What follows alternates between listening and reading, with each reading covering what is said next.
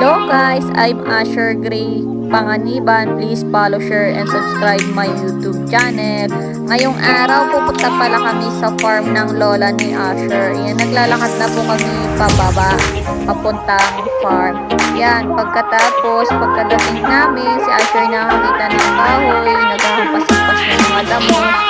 Yan, may mga kambing kung alaga sila ni nanay, tsaka mga tubigin sa kabilang sa pinsan naman namin yan ang mga tanim na mga tubo. Yan, yun po yung mga tanim nila nanay, gulayin, kung ano-anong gulay.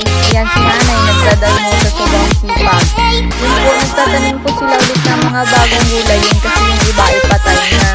Yung mga tanim nila dati ay sitaw, sigarilyas, kung ano-ano pa mga tanim nila nanay. Meron din kalabasa, okra, talong, gabi, at kung ano-ano pang mga dapat na itanim dito, tinatanim nila ni nanay.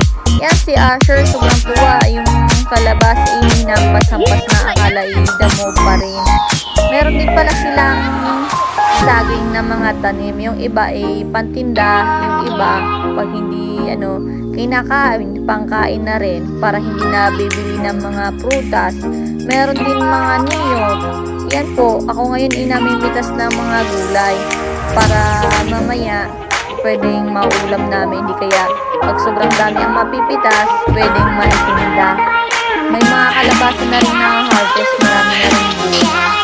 Yun, namitas na ako ngayon. Yan, sobrang tuwa. Nakakuha ko ng mga gulay.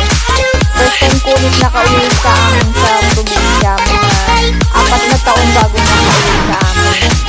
Yun guys, salamat. Please follow, share, and subscribe.